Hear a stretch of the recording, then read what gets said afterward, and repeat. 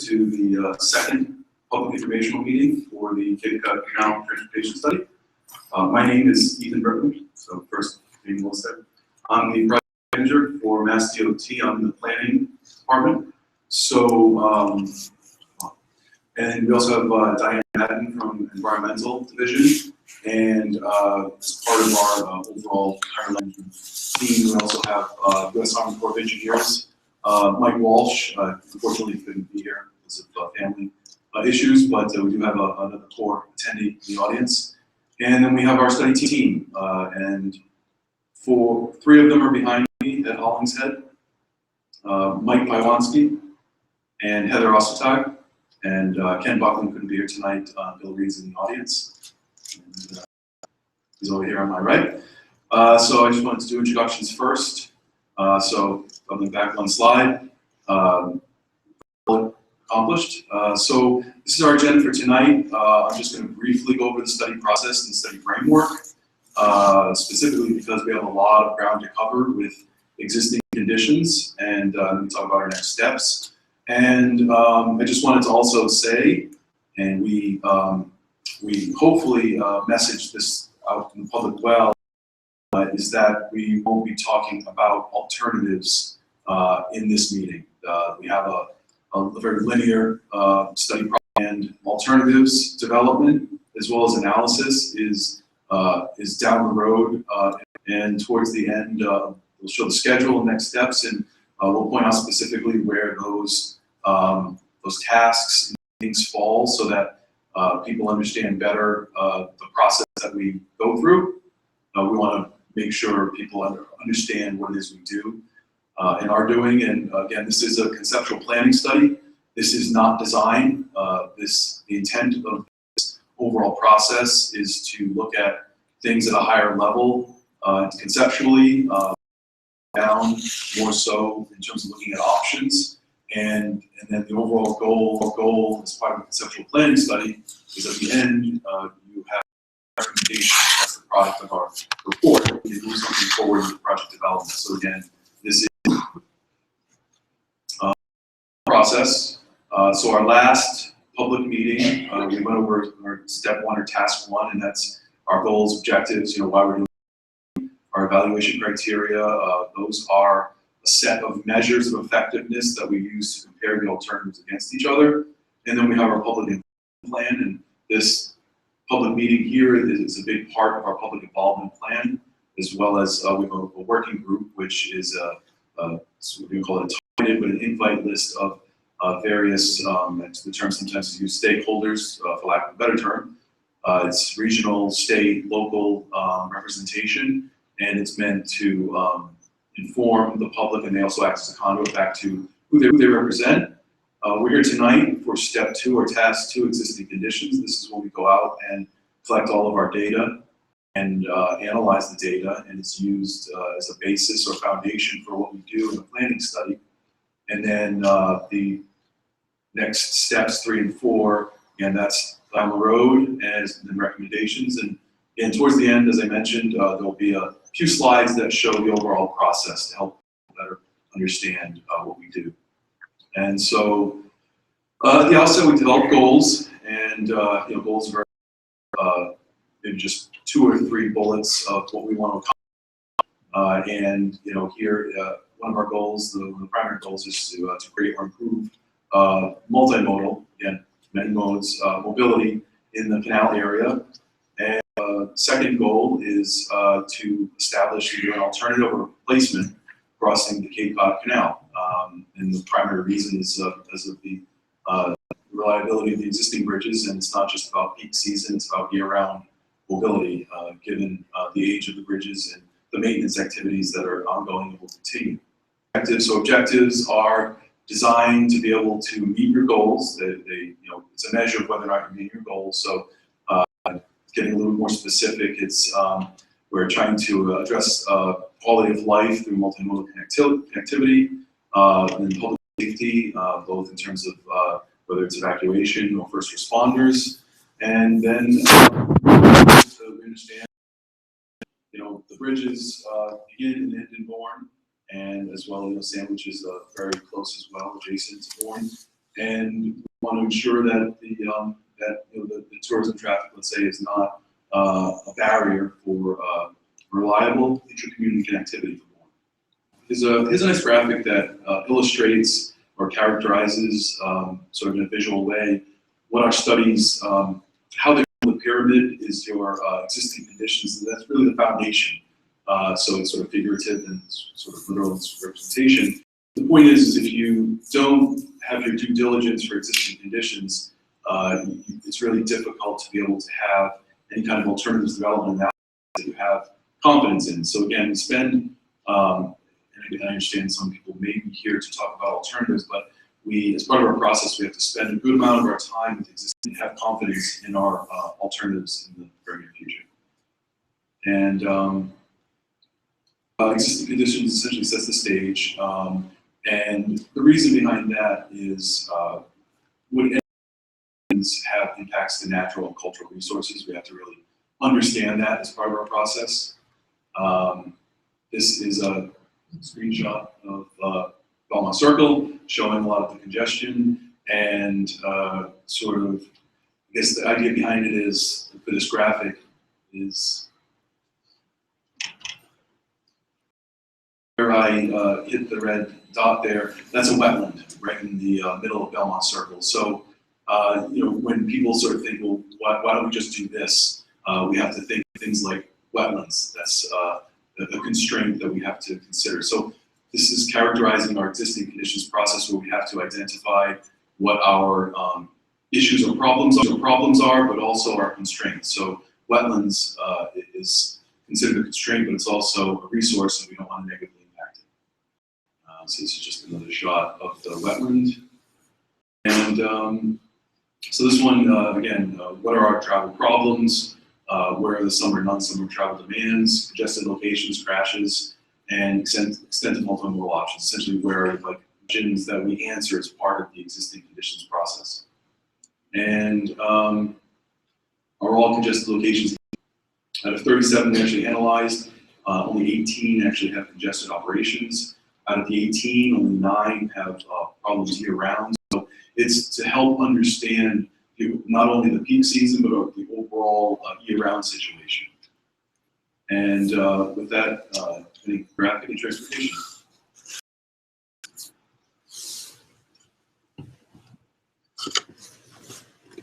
Hello, my name is Michael Pylonsky, and I'm an environmental planner at FST, who's the planning consultant for this project. And as Ethan said, we're going to be reviewing existing conditions tonight, including, as you see on the screen, natural and cultural resources, protected environmental areas, the existing infrastructure. I'm going to review some demographic information. And then Heather Ostertag, who's with us, is going to review transportation.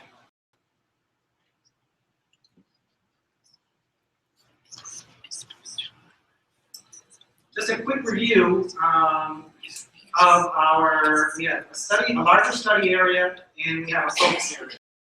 And as this is the Cod Canal transportation study, our focus area, the smaller area in the middle, is from the north to south end or side of the canal. And any proposed transportation improvements would likely occur in that area.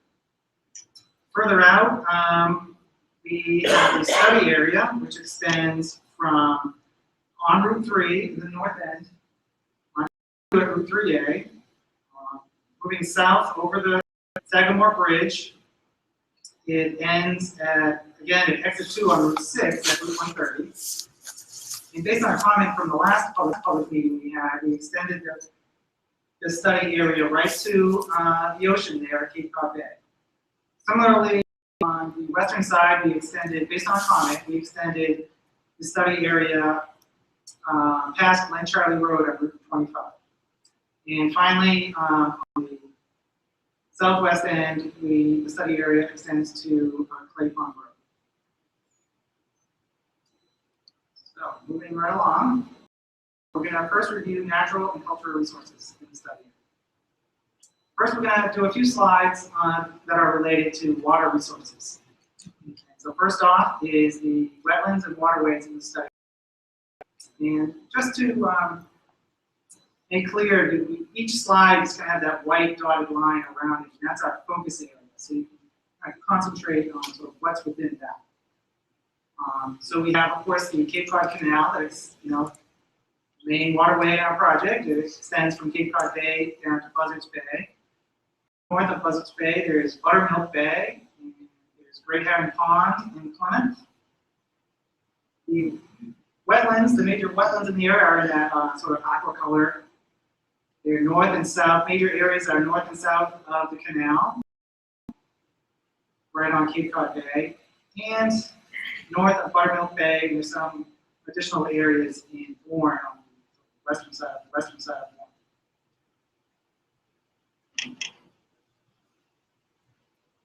There's also FEMA flood hazard areas, and those are commonly known as the 100-year and 500-year flood zones. They, for the most part, they mimic where the wetlands and waterways were that I already showed you, but there are some exceptions, particularly in the western side of the canal in Bourne. There are definitely 100-year floodplain within developed areas in Bourne. As a matter of fact, we are in Mass Maritime. We are sitting right smack in the middle of a 100-year floodplain.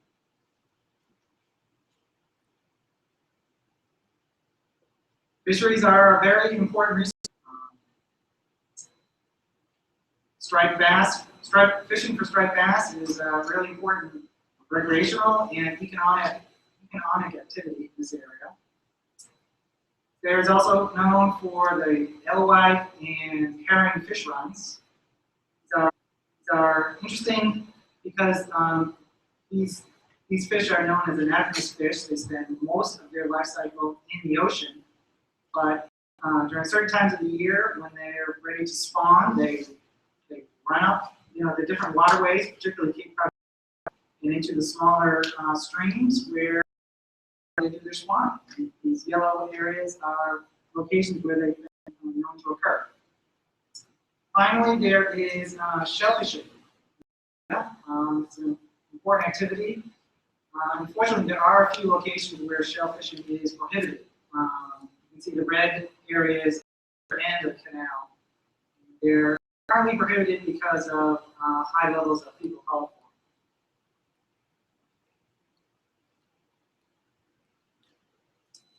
Much of this area has been designated as rare and endangered species habitat. To generally be undeveloped areas. We released information about the locations and species in these areas, and it's quite a long list of different types of turtles and reptiles, and birds, and plants, mussels, butterflies, moths. There's quite a few species. So that would be also something we'd have to be aware of and ensure you're not disrupted.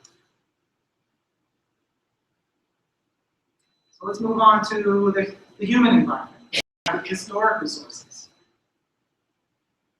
There are different levels of designation. At the highest level, there's those properties and districts that are listed in the National Register of Historic Places.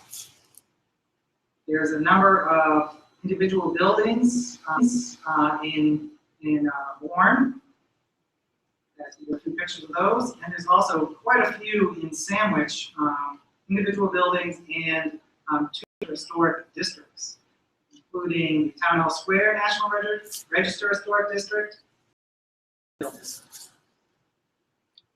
Additionally, a large part of Sandwich is within the Old Kings Highway Regional Historic District. Further, there are properties in districts that have been nominated for consideration on either the state or national register. They just have not been designated. That doesn't mean they don't qualify, they just have not been reviewed as of yet.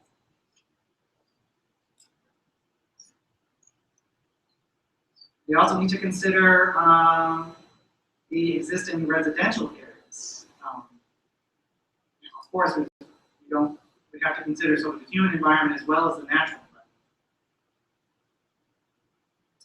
There are also areas that are just designated as protected environmental areas. And there's a few different types of properties like this. Open space, this is where uses. The blue area right there in the middle, adjacent to the canal, that is property owned by the Army Corps of Engineers. They not only own and operate the Cod Canal and the 3 bridges over the canal, including 2 highway bridges and railroad bridge, but they have greater than 1,000 acres of recreation land. Activities that occur there are, of course, the 2 bike paths, 7 miles of bike path on either side of the canal. Other activities include fishing, hiking, there's a campground, they have their visitor center. And the Corps reports that they get over 4 million visitors to this area per year, making it one of their most visited sites nationwide. So obviously a very important resource for this area. We have state-controlled or operated open space in the Joint Base Cape Cod, a large green area that's managed by a combination of the Mass Department of Conservation and Recreation and Division of Fish and Game. There are other municipalities themselves own quite a bit of land, that's sort of reddish areas, and other private or nonprofit organizations own open space land. And finally, there's private land that has either conservation restriction or an agricultural restriction. So again, these properties have sort of an added layer of protection on them.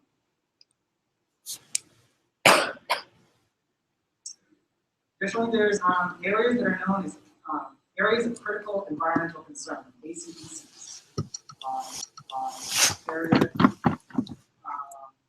likely there's 2, the Great Herring ACEC and Bourne Back River ACEC. These areas are designated through a very thorough process in the Executive Office of Environmental Affairs. And generally, these are locations that have very exceptional ecological characteristics. There are drinking water supply protection areas. We all, of course, want our drinking water to remain clean and healthy. So there are 2 different types shown on this figure. One is the, say, around Route 6A there. That's a sort of a standard radius around a drinking water supply well. Where you have the other sort of scientific study, the more precise zone of contribution to that well has been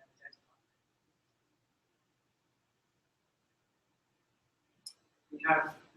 We have to understand the location of hazardous material sites. The pink and blue dots indicate locations of prior hazardous, and the color indicates sort of their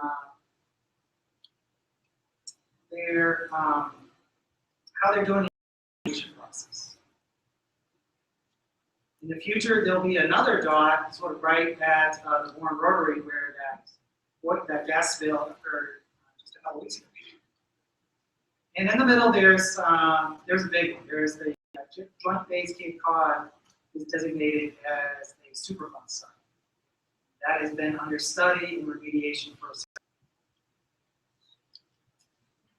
We have environmental justice communities. These are low-income and minority populations that are identified through the census, and through an executive order, federal agencies cannot approve a project that would have a disproportionately negative impact on any of these populations. So it's important that we identify. And you can see the focus area. Around the focus area, there are no what's known as EJ communities in that area. So a lot of you don't have to be concerned about that. So I'm going to quickly run through the existing infrastructure. Heather is going to go through the roadway infrastructure in a couple minutes. I'm going to touch on a few others. There's the existing railroad lines. So you can see it comes in from the west through Wareham and runs, say, the Cape Flyer or the trash train runs the south end of the canal and on its way to France. There are utility corridors, electrical and gas utilities. One location in particular to note is that there is a major national grid takeoff station immediately adjacent to the Sagamore Bridge, and that's the location of where where natural gas enters Cape Cod. You have to definitely be aware of that. So next, I'm going to review some demographic information, population statistics, and some unemployment data. And the reason why we do this is to understand sort of the existing conditions and the trends of this data. That really informs the future traffic study. So here is, of course, a map of Massachusetts with the various counties, and we're going to focus on Plymouth, Barnstable, Dukes, and Nantucket County. So the basic facts are that Massachusetts has a population of 6 million, Plymouth County at 530,000, Barnstable County just shy of 215,000, and much smaller, we have Martha's Vineyard, Dukes County at 17,000. As I said, we're looking at trends. What's been happening with this population? This is the showing the Massachusetts population since 1960. Data from the census, and it shows very steady growth through these decades. Similarly, growth. There's been a lot of growth. The county has doubled in population, more than doubled in population. And Barnstable County has grown quite a bit as well. But things did change a little bit around the 2000 census, where the population growth really leveled off. And around 2005, population has started to decrease. And I'm going to be looking for the next few slides, focusing on the period of 2005 to 2013. We have a lot of population statistics. So just to review, the population change, again, at 2005 to 2013. As you can see, Plymouth County population have both increased about 4.4%. And Dukes and Nantucket County, they've also increased. Nantucket just a bit at 2%. Dukes County quite a bit at 9%. But the one who's different is Barnstable County. That's gone interesting. So we're going to take a little closer look at these population patterns. And so here's the population change from, again, 2005 to 2013. And we've been able, through the census data, we've been able to find it for each town. And there's a real trend here that as you move further out on the Cape, the greatest population decreases are definitely, say, from Yarmouth east. The larger double-digit population decreases you see are Venice at 13%, Eastham 12%, Provincetown at 15%. Much more modest decreases occur as you get closer to the canal area. Mashpee is less than 2%, Sandwich less than 1%. And Bourne is actually the only municipality on the Cape where the population increased, 1.91%. Just as a little comparison, you can see that your immediate neighbors in Plymouth and Wareham, they've seen population increases, by 4.8% in Wareham and over 5% in Plymouth. And as I said earlier, both Nantucket County and Dukes County have also seen increases. So what's going on? How can we show this? Of course we can. We broke it down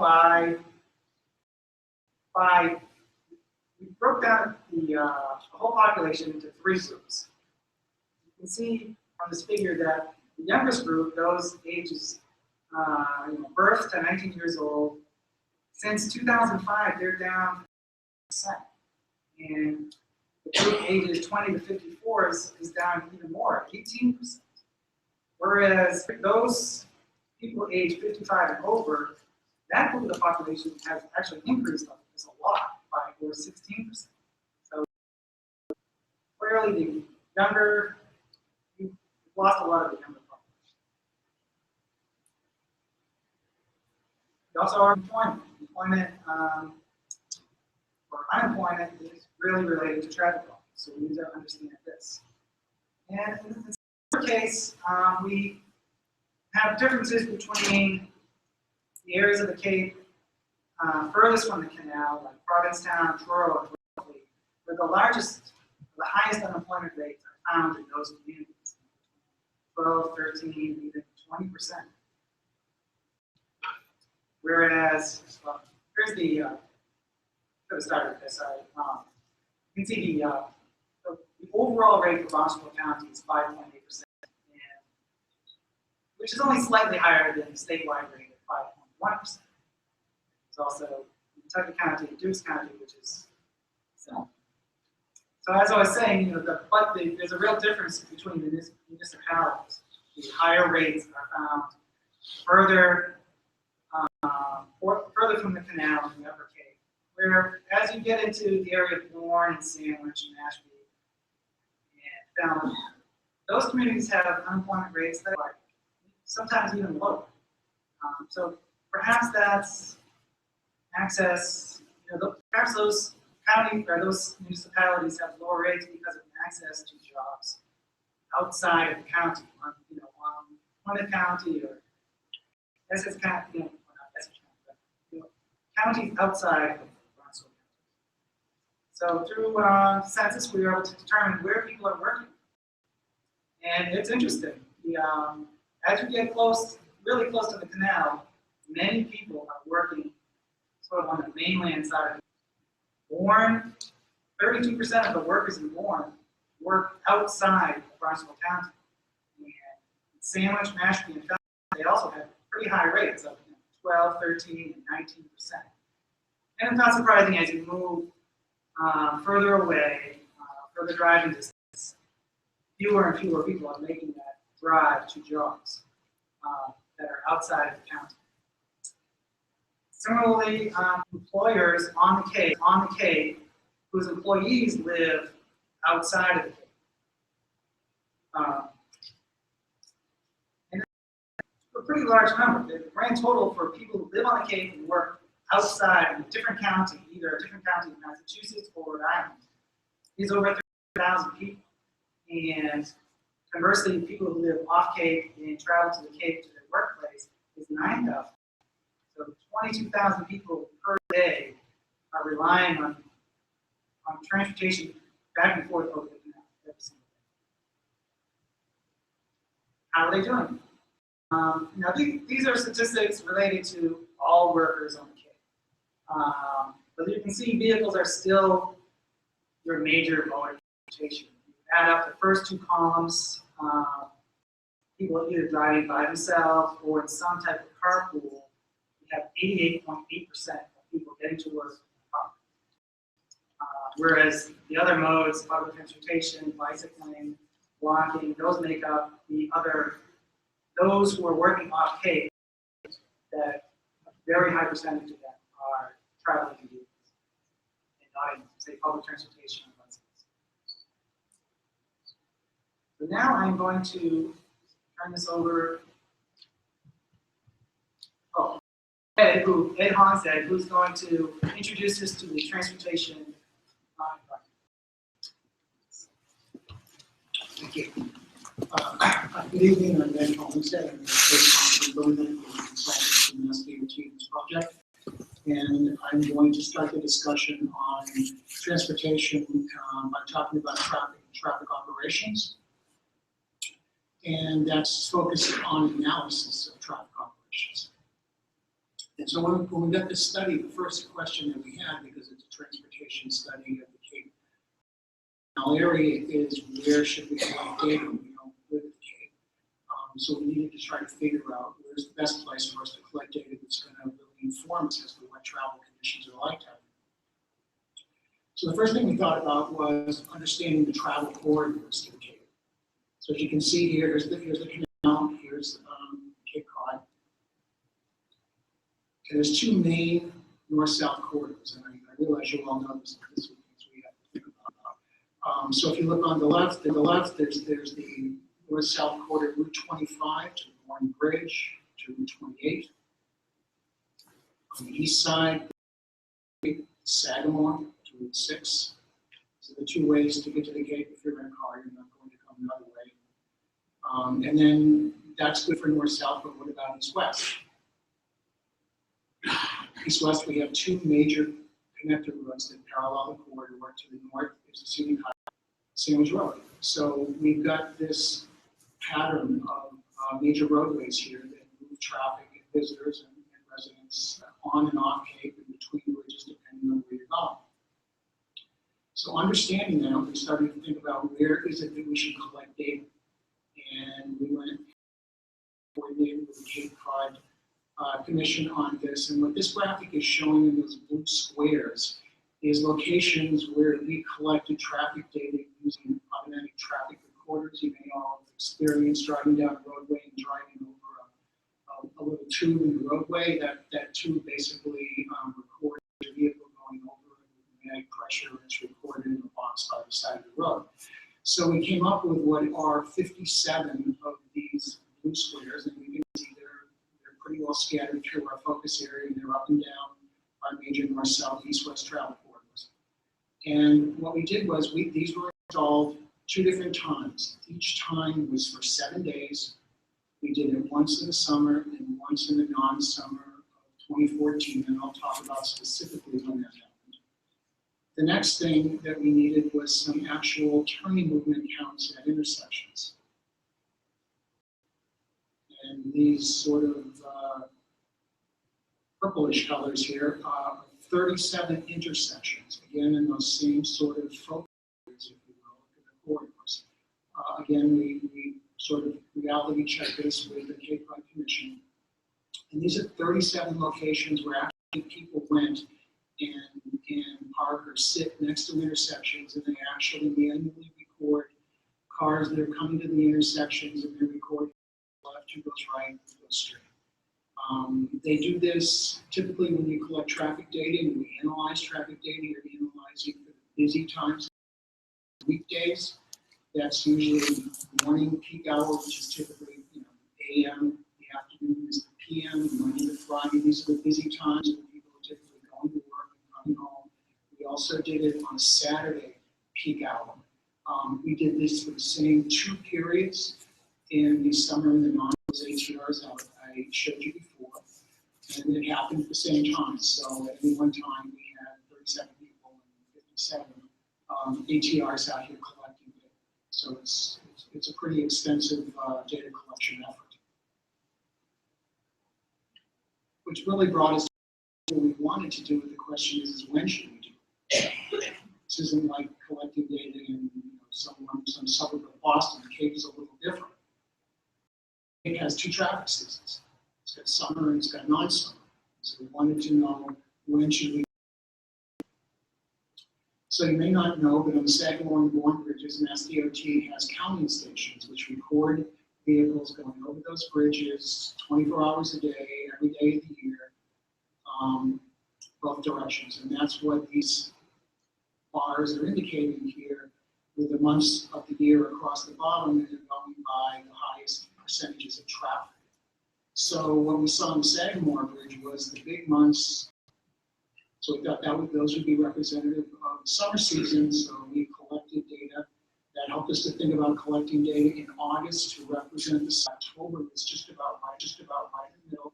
It's not the highest, it's not the lowest. It's much more of an average month. So we picked that as our non-summer month. Just sort of comparing to the Bourne, we see basically the same pattern. August is still the highest. October is still about in the middle. One interesting thing here is if you can see the difference between, say, June and July on the Bourne Bridge, it's about 7% more in August. They're pretty close, and if I back up to the Sagamore, it's a bit different. July and August are pretty close, but June's a little further behind. So that's how we picked when we would collect the data, and we knew where we were going to collect the data. So once we had it, our question was, well, how different is it? How different is the non-summer from the summer? Here's a couple of examples that frankly surprised me. I just had to look at this. The number on the top represents our August 8th, this is weekday peak hour traffic on the Sagamore Bridge, and in parentheses below that number is the October AM peak hour. And surprisingly, there's a lot of people on the Cape, but I always think they're on vacation.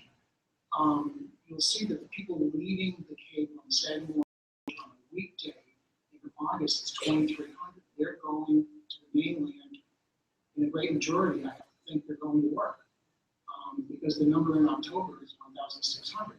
There's many more people down here who are leaving the Cape, going to work, and our assumption is that there's a lot of people who come down here and stay for the summer or for a week or 2 weeks or whatever, and they have a house here, but they continue to go to work. That's part of it. Another part of it could be these are students who come home and get jobs. They're working on Cape. You see that same sort of a pattern even approaching 23, which is purely voice numbers, numbers are so close, are now coming to the Cape in August versus 1,650 in October. And again, we're assuming that that's a reflection of in the summer when there's more people at the Cape and there's more demands and there's more demands for goods and services, there's probably more, because this is early in the morning, so some of these people might be going to the beach, but it's unlikely lots of them are going to the beach at 7 o'clock, 8 o'clock in the morning. Of the process, just to quickly show it, at the boring, you see the same thing. That top number is bigger than the bottom number in parentheses. Again, there's just more people leaving the Cape and more people coming on in the regular season, and you see the same thing in the afternoon. So that was just interesting to us. It wasn't looking. The other thing, here's the PM. The other thing that was interesting is, so we knew that the numbers were bigger, so kind of the question to that north, south, east, west diagram in the middle that I'd shown you before with Route 3 to Route 6, Route 25 to Route 28, and then connecting to Sands Road. And I'm just going to go around clockwise here just to trace the colors again, starting with the green color, which is Route 3. The summer has 28% more traffic.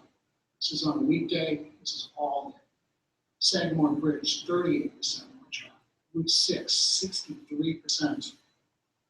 See that? 63% more traffic, which is a huge difference. It's 78,700 versus 41,000. Lots more traffic. Road, 26% more traffic, 35,000 versus 27. Route 28, again, another big one like Route 6.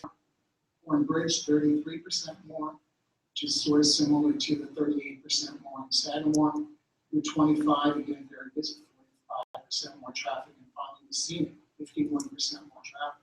So there's a lot more traffic here, and I think particularly the numbers on scenic and sort of underscore this east-west connection, this need to go from, if you will, 25 to 3, 6 to 28, all the other connections you can do. These are very important roadways in this area. And once we've got all this data, we knew where we were going to analyze. We actually did the analysis, and for that, I'll turn it over to the roster talk.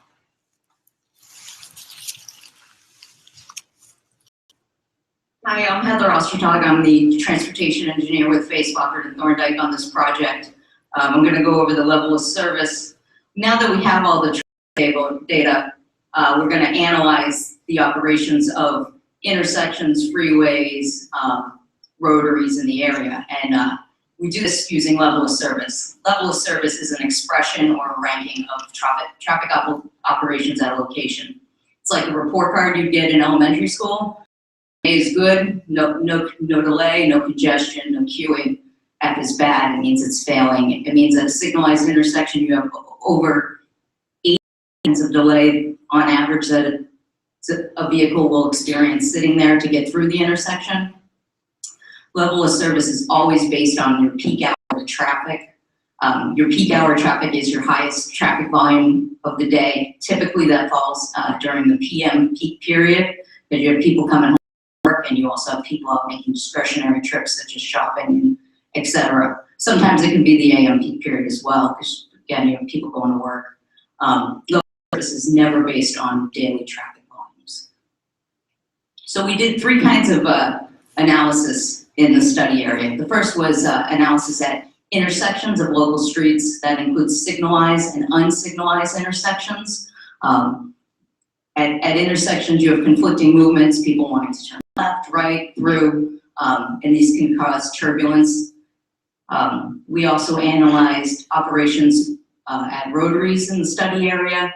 Again, here you have conflicting movements, people want to enter the rotary, people want to exit the rotary, this causes turbulence.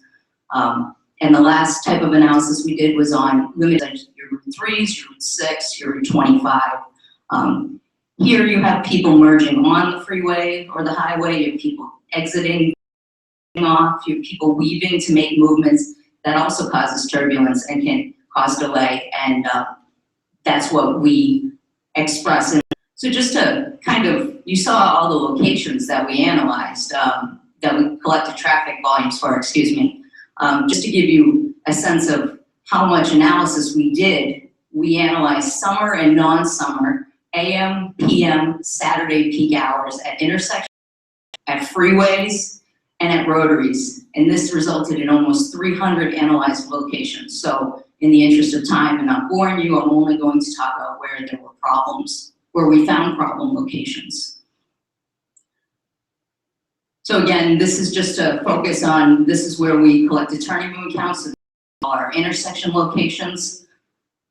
I'm going to go through the time of year and day and tell you which locations we was at. This is your summer AM peak period. There were 10 out of those 37 intersection locations, resulted in an unset ERF. You can see they cluster around the Bourne Rotary, Belmont Circle, intersections with Sandwich Road, around Route 3, around Exit 1, where there are a lot of interchanges, and on 6A, on Sandwich Road on 6A. Just to point out, the clustering of these, problem locations are around your north-south corridors, and your east-west corridors, kind of connections, which makes sense because that's where people want to go, and that's where a lot of traffic is. This is your clusters of problem locations that we analyzed. We found that there were 11 out of 37 locations that had unacceptable levels. Clustering around Bourne Rotary, Belmont Circle, Exit 1, all the ramps at Exit 1, with the intersections at Herring Pond Road, Route 3A, and Route 3. This is our summer PM peak period. We see a lot of congestion here. 15 of the 37 locations are unacceptable levels of service. Again, the same clustering around Belmont Circle, Bourne Rotary, Exit 1 on Route 3, Herring Pond Road, but we introduced a new cluster here around Route 28 and Route 151. I guess your comments possibly. Here's your non-summer PM, back down to 13 locations unacceptable levels of service, same clusters as we're seeing before.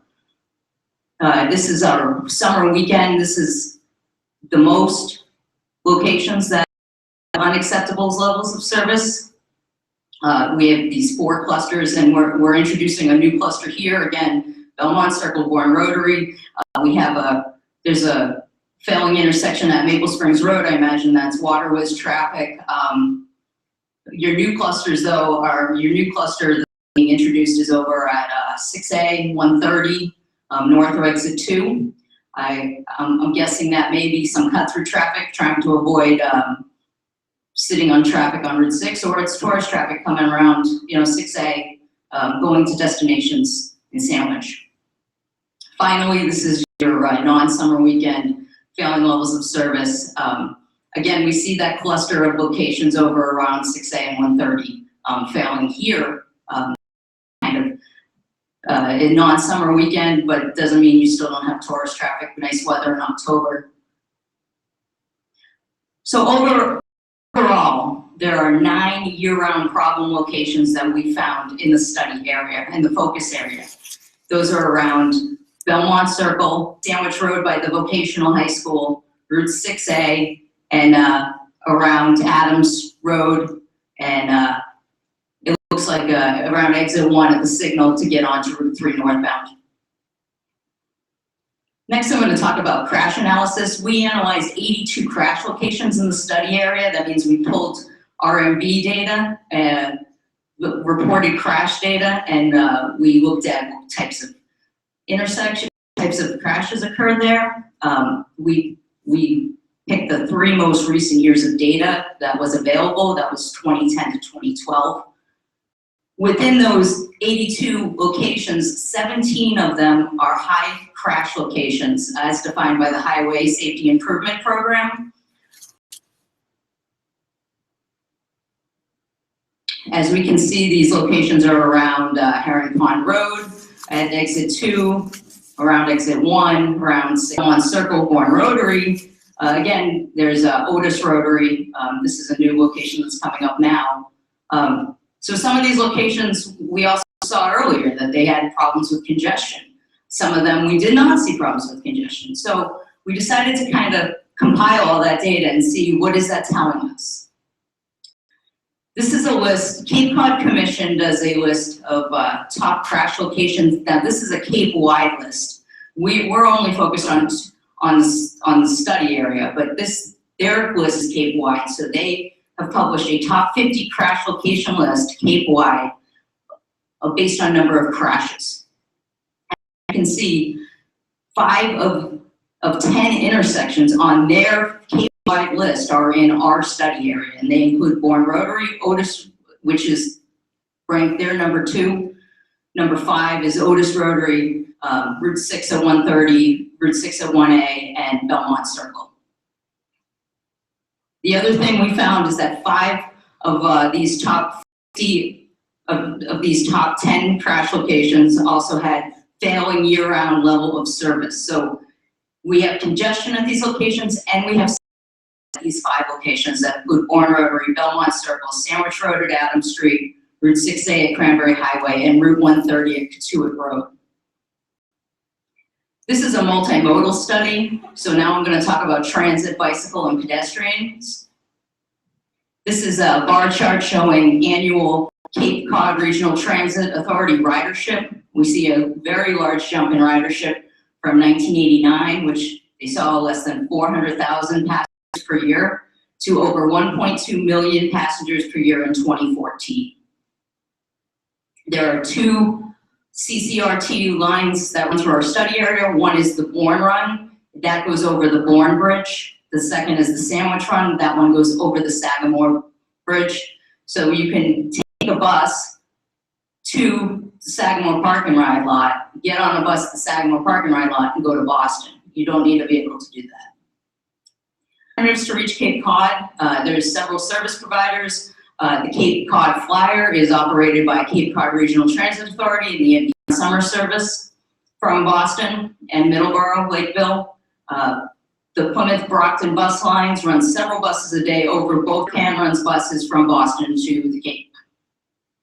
Cape Flyer saw initiated in 2013. For 5 months of ridership, they saw 15,000 passengers. For 4 months of ridership in 2014, they saw nearly 13,000 passengers.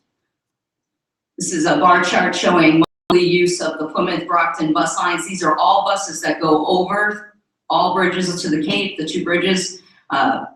Weekday ridership peaks at 1,350 riders per day. It peaks in July for the weekend at 930.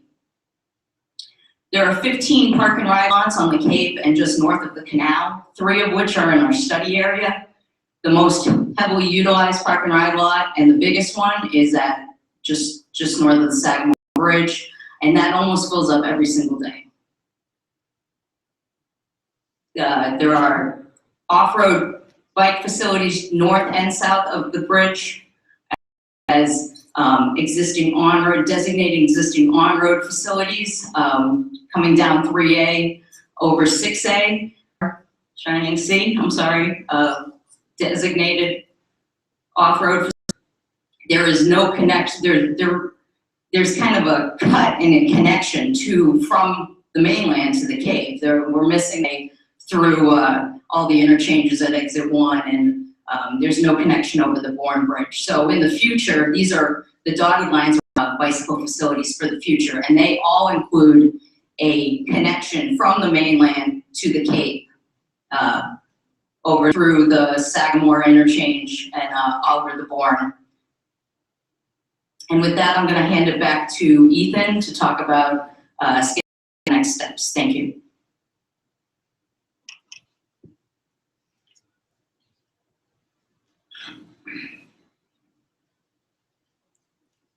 Okay. So I referenced at the beginning that I would talk a bit about study schedule. And so, again, this is to help people understand what our process is, and again, it's about expectations of what will be coming to you showing. And I think one thing I didn't note at the beginning as part of our public involvement process, both our working group meetings and public meetings here, the intent is to receive feedback on what we've presented here today.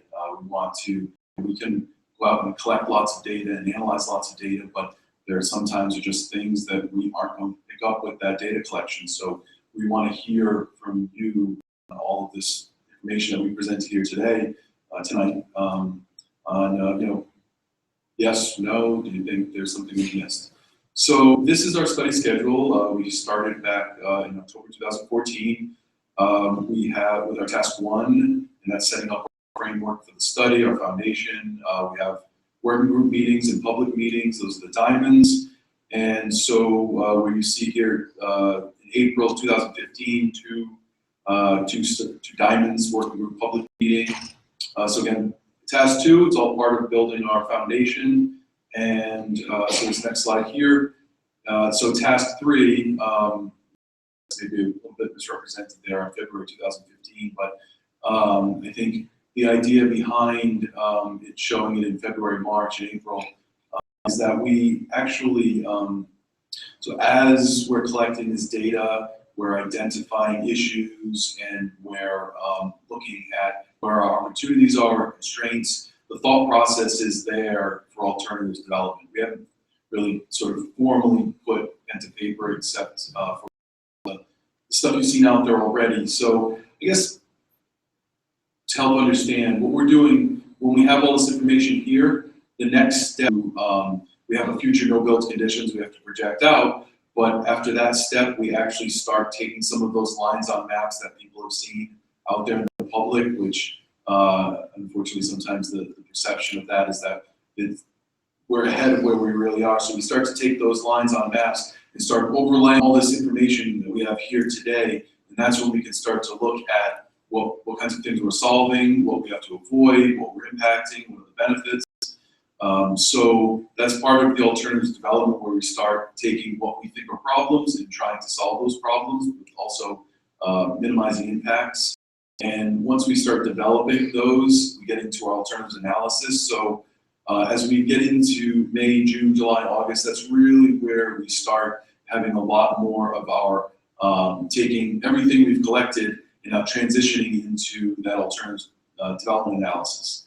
And as we get towards the end of 2015 is when we start developing our recommendations, what we think we want, we think the best approach is, coming out of this process. And as you can see on the Gantt chart here, there are a number of diamonds both for working group meetings and public meetings. So we're going to continue to come back out and show you what we're doing and also look for public input. So here's just our next steps in bullet format. So projected and analyzed 2035 no-build traffic volumes, and let me just speak to that very briefly. I think whenever we put that slide, that bullet up on a slide, it sometimes confuses people that, so the year 2035, we have what we call an out year or a horizon year. And the purpose of that is that if we were to conceptually look at anything in the existing year, it really just is, let's say, addressing existing problems. We want to ensure that anything we're conceptually designing will work in the future year 2035. So this 2035 has no correlation to an actual build year for any short, medium, long-term recommendations. That's just a future year we have to use as a baseline to understand what does and does not work in the future. based on our alternatives development analysis. And we are also continuing on our task 2. We have some additional stuff we have to button up, and that's a lot of the economic stuff, but we're starting our development of alternatives.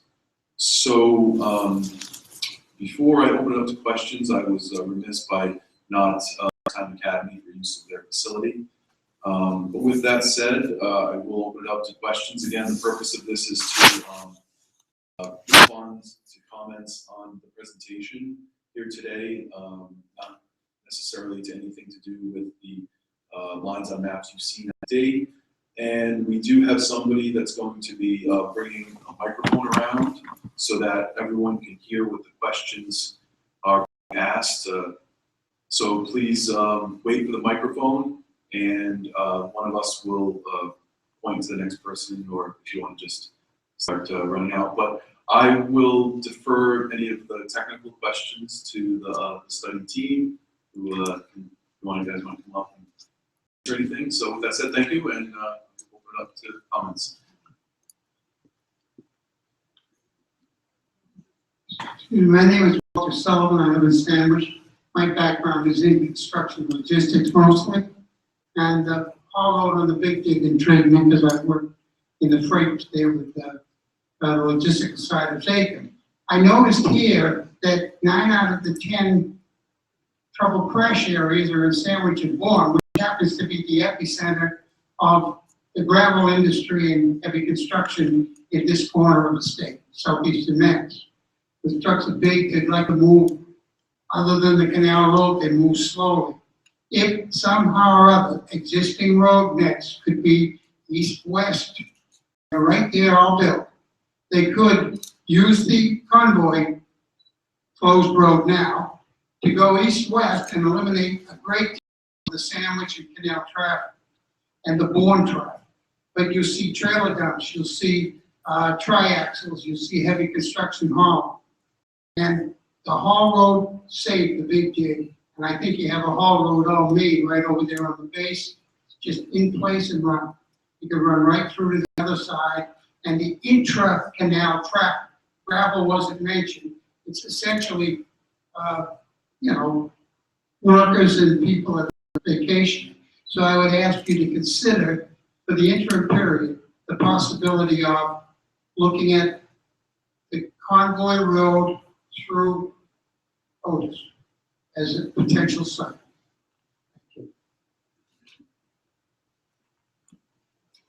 Thank you. We'll take it into consideration, but I understand Joint Base Cape Cod is obviously a close facility to public use. So that's something. Thank you for your comment, but that's something we'll have to look into.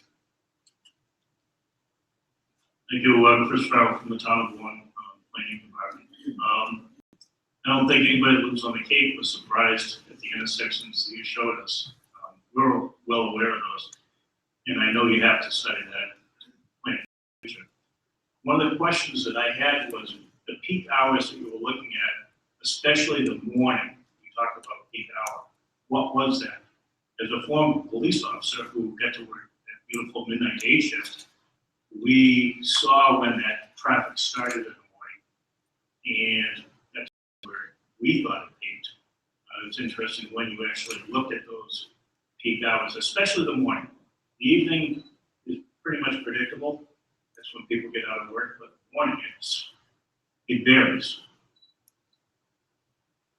We collected turning movement counts in the morning from 7 to 9 a.m. Every intersection is different for which is their peak hour based on volume, but they were anywhere, they started anywhere between 7 and 7:30 and ended anywhere between 8 and 8:30. So it was either 7 to 8, 7:15 to 8:15, or 7:30 to 8:30. As you pointed out, a lot of people leave the Cape to go to work somewhere else.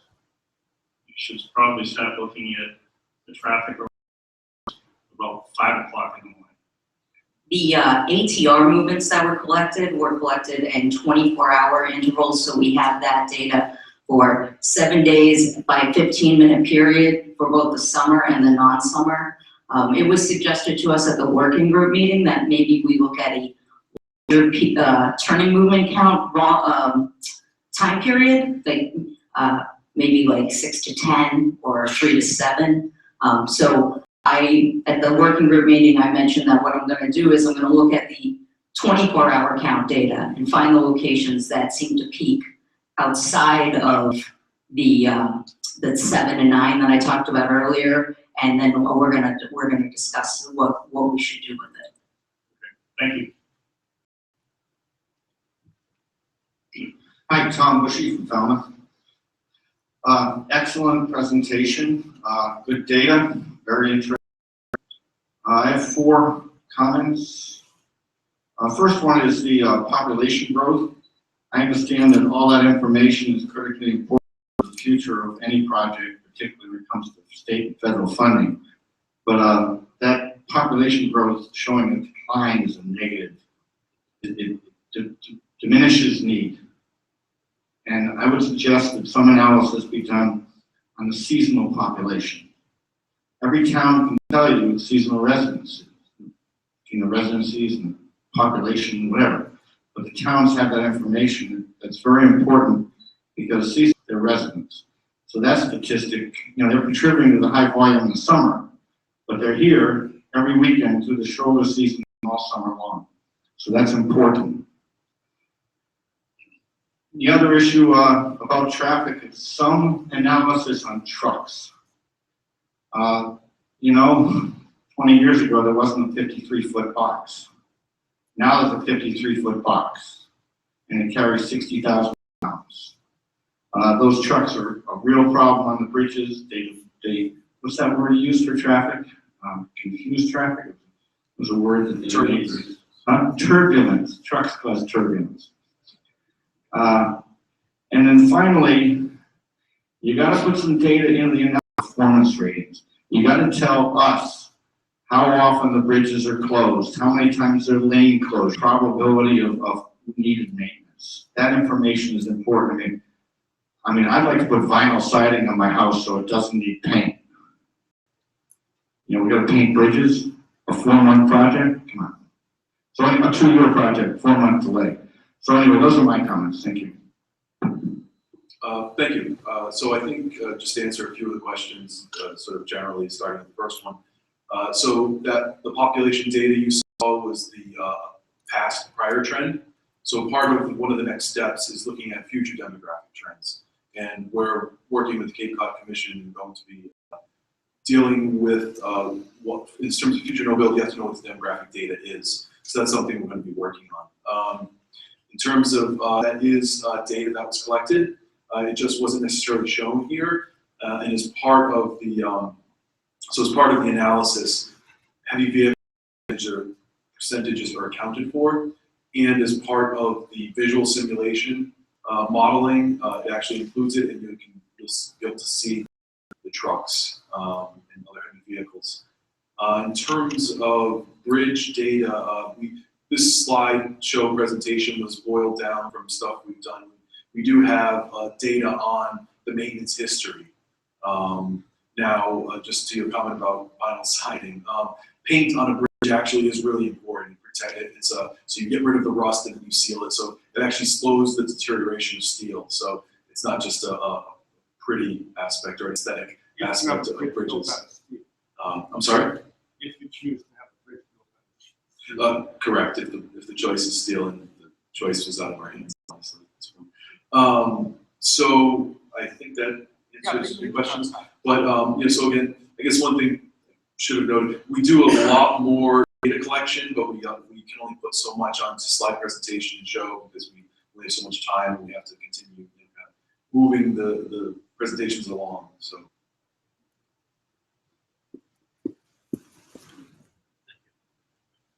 My name is Tom Barron. I'm a retired civil engineer.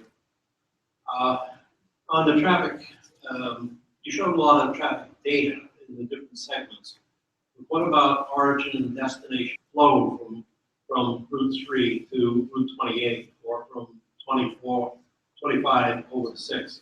I think that crossing through the parallel along the canal is a major factor in congestion. We're just going to show some information here that addresses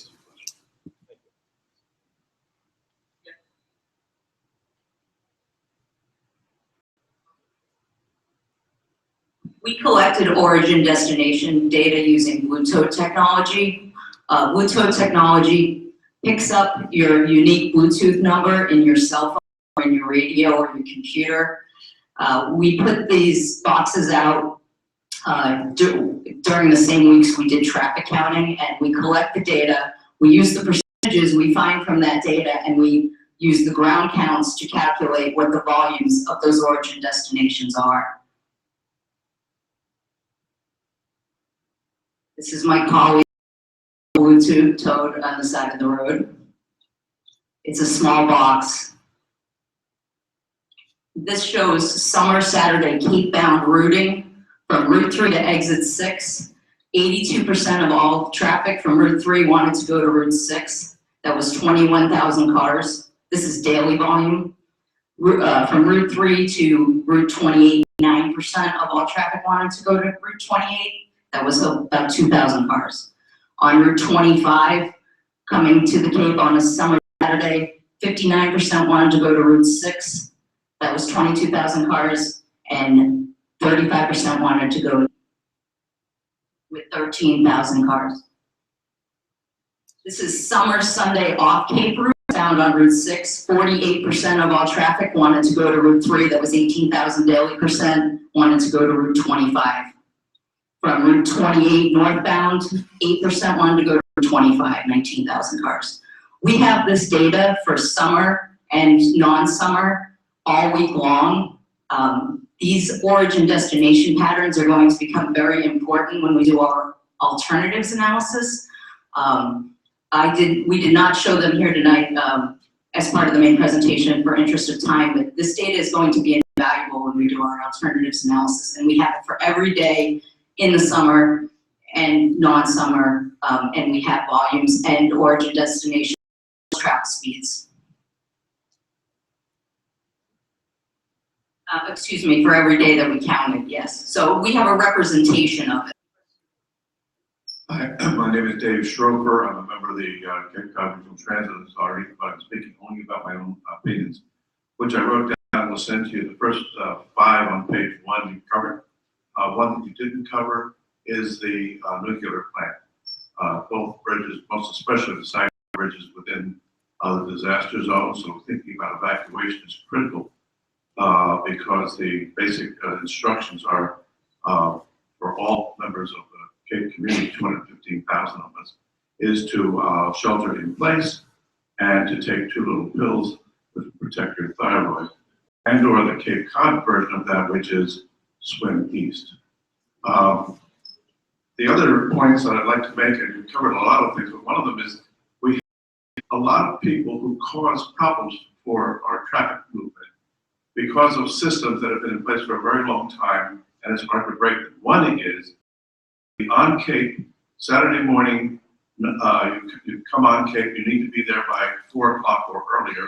That's when your rental agreement begins. Conversely, it ends for the other people at 10 a.m. And you suddenly get this enormous amount of traffic because people want every last minute and don't leave until 10 o'clock on Cape, and they start flooding toward the bridges. And going in the opposite direction, the same problem happens. Sunday afternoon is another group. Those are people who more often own their own homes, and it's a summer home. They'll get a 4-hour long traffic jam. That causes an environmental hazard that continually, because of those cars are all air conditioned, they sit there and they never turn their engines off. So if you can work on those kinds of things, you're actually dealing with changing the behavior of the real estate agencies. Could you get them to move to some Friday to Friday, some Saturday to Saturday, some Sunday to Sunday? A very important reason for the canal, which incidentally was a old canal when it was first built, was that there were hazards out at sea having to do with shoals. So the canal was designed to let them come in, avoid the shoals by coming through Cape Cod Bay. That problem's gone. And yet we still have a canal that has bridges designed to allow those ships to go through. They no longer have a GPS that makes what you have in your car look safe. So you could actually build lower bridges because only pleasure traffic is not both pulling barges, not at all needing 45 feet high bridges. So there's a whole different savings that you could look at there, and you could also avoid having a commercial and statewide partnership is what they failed. I'd like to, if I may, Ethan, to you, send copies of what my suggestions are. But basically, that covers most of it. Especially appreciate how many things you did cover today that I think are critical to survival of the Cape. And the reason for the decline in the population is you can't get off the Cape on a consistent basis and be a good worker. And that is affecting you. You mentioned clearly that no project that you work on should negatively affect an area in which there is poverty. There are lots of poverty areas. All the way out in the Cape, 40% are unassisted and aid. And those people who live in those pockets that you point out are affected by the bridge. So although you're working in the canal, everything you do affects the entire Cape. So I'm grateful that you're taking as broad a view as you are. I think.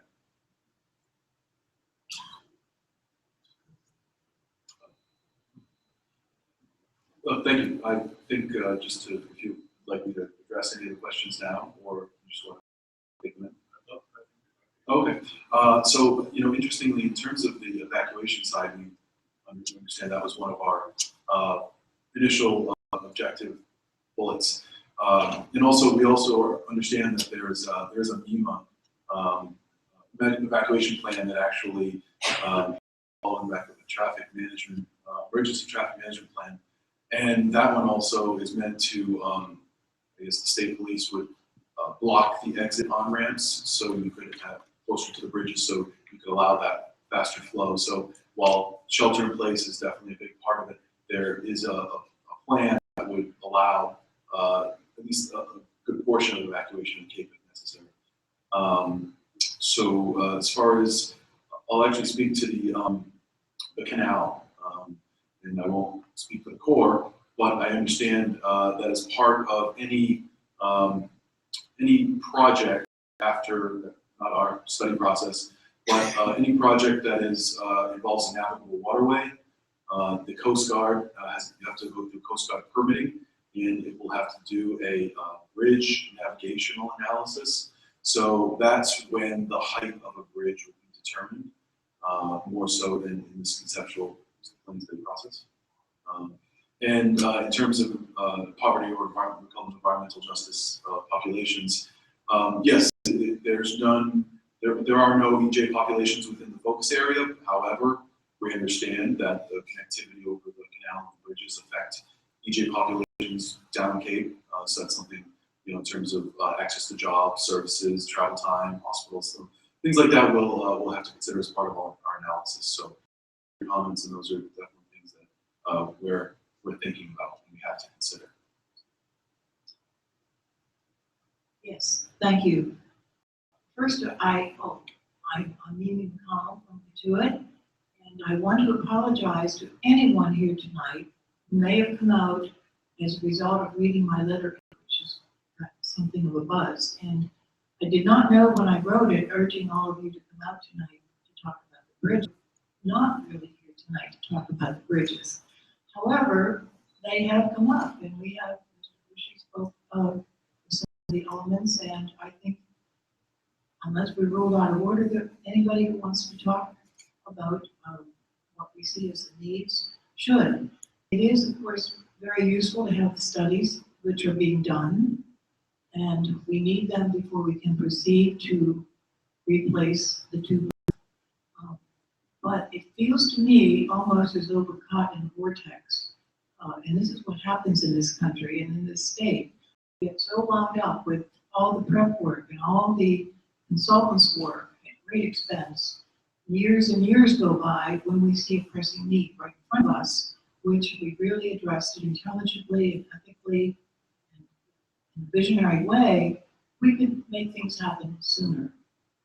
Regarding our two bridges, they were built in 1935 with an expected life of 50 years. We are 3 decades later, and potentially more and more decades before anything really happens here. I find this unacceptable and inexcusable, frankly. We don't really know the true condition of these bridges as to how long they be effective and safe for us to travel. So I do appreciate the hard work that's being done, but let's face it, bureaucrats do what they're told to do, and they have their job to do. But I wish we could just cut through and get to the heart of it and have action before we come to a spot that we will find very regrettable. I got something from a colleague in Maine today. It has to do with a bridge in Maine, and I would hate for us to repeat their fate, and their near fate at least. You really can't see this, but the top bridge here is near Bucksport, Maine. It's on Route 1. It was built in the 30s, as our two bridges were. And it began to deteriorate very badly.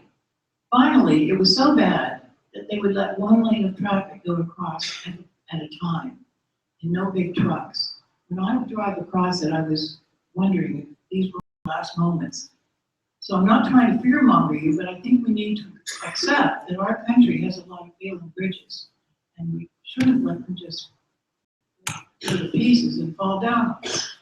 So what they did in this case, in Maine, was they put up a second bridge. You can't really see this, but is a new one which looks very much like the Zakum in Boston, and on the left is the ancient one. And then they took it down, this one, once the new. So there are lots of examples we could look at, and I don't see why we should go year after year after year before we get some action here. So we need an action plan as citizens. We need to be heard.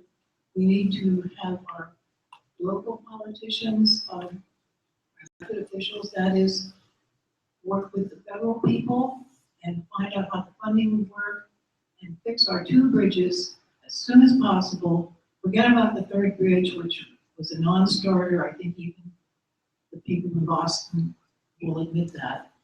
And I'm just making a plea that we get ourselves resolved, not to just sit on our hands and listen to people endlessly, well-meaning as they are, and then be sorry later. Let's not look back and say, why didn't we get together and really make this happen?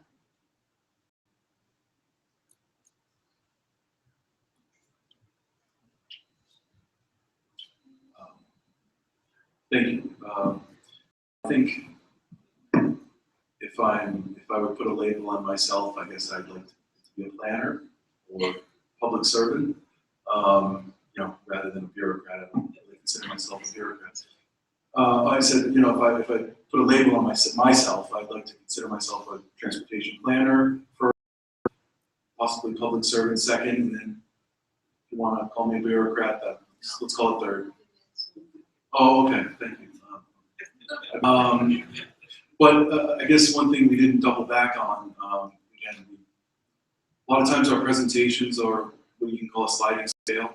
So stuff we got into in the first public meeting and earlier is at the core is doing, U.S. Army Corps of Engineers. They're actually doing their own major rehabilitation assessment study. So they're doing it in concert with us, where a lot of the stuff we're doing, they're actually going to use to inform their own process, and they're looking at the condition of the bridge more closely, how long it can be maintained and those things. So I didn't necessarily, we didn't bring that up at the beginning because it was part of our presentation, but just a few weeks ago, there was a meeting between the Mass DOT Highway Administrator, acting GM, the MBTA, also the area delegation, Congressman Keating attended, and also the U.S. Army Corps of Engineers. So we are all talking, and so I think that's a very extremely positive thing, and we will continue. So I think this isn't a set of federal and state agencies on their own doing different things. We're all speaking and coordinating, so I obviously can't speak to the end product, but I think it bodes well for what this process can hold. But I agree, it's all about an implementation plan, so thank you for your comments.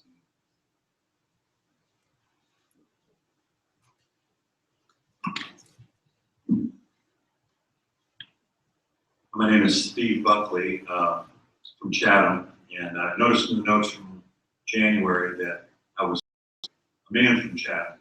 So I just want to say it's Stephen Buckley, with spelled with a PH, whoever's taking notes. At that time, I asked a plan. I had been to a stakeholder working group meeting back in the fall, which wasn't publicized, except for a little sign in the hallway that said public meeting, which would have been plain to anybody who was walking through Upper Cape Tech at the time, but I don't think it really was considered public outreach.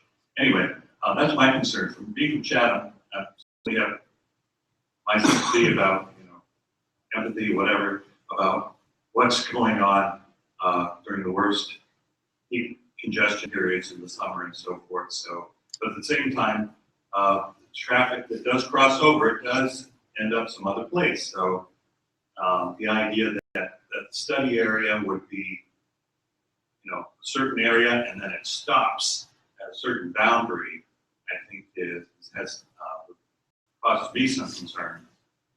And I'm sure other people down Cape that the idea that there's this problem that's going on right around here, nowhere else. And the problem there is that if we're going to do some preliminary study, like what's going on with the stakeholder group, that some work gets done, some analysis and decision making and planning, even though it's conceptual. Sometimes if you're not in at the first meetings, you show up later on, and I'm sure this happens in any type of local meetings where we talk to. If you miss one meeting, they'll say, oh, we talked about that before, we're past that.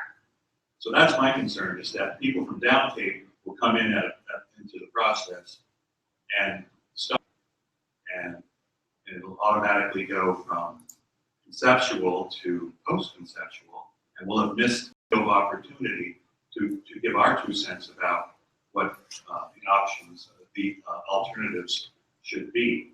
So when I got the email, thank you for sending me an email a few weeks ago about the next meeting. But when I looked at the website, the new website, I saw there wasn't any plans for a stakeholder meeting, and I called up the young lady at the Cecil group, I guess, where it said, and I said, when's the next stakeholder meeting? And she said, oh, it was last night. So there you go. Just an example of, I would have gone to that meeting if I had known. And I could have been in his email and sent out a thing like that. And looking at the public participation plan, and it says that based on the following principles, that public shall be presented with clearly written, the public working group will receive sufficient notice of meetings. And then it also talks about how public's going to be given clearly written technical terms, all kinds of information for transparency, so forth and so on. But everything except a notice that there was a meeting. So that's my concern, is that a lot of stuff will be going, not only that we'll miss meetings, but that the meetings are constructed in such a way that it's tilted, that people are being left out who would go knew what was going on. So if there could be more on the website about who's on this working group, when email or whatever notices, say here's what's going on with this working group. It's consistent with the public participation plan. Where this comes from, that it's not just, there was one point here, some lady back in January said, how do you get on the working group? And so it was like, well, anybody can, or what is it? It just seems a little, in the spirit of transparency, I think this is something that concerns a lot of people. So in any event, that's the part I wanted to point out, and any more that you can put on the website and use email to let us know when something's been added to the website, because people don't visit all the websites that they all know. We spend all our time on the internet every day checking websites. Thanks. Thanks, Steve. So, I think just to help understand, the working group is an invited group of people. And so we have different tiers of public involvement. We have public informational meetings, which is what we have here today. And then we have a working group, which is made up of area legislators, it's made up of elected town officials, regional, Cape Cod Commission, CCRTA, we have Chamber of Commerce. So we have a lot of representation from agencies that are on our working group, and they typically report back to a larger group that they're a part of. So if we started to, so if you have public at working group meetings, it cease to be working group meetings. So the intent is to be able to have a smaller group that has either their job is to represent the area or community, or they have an advocacy group representation.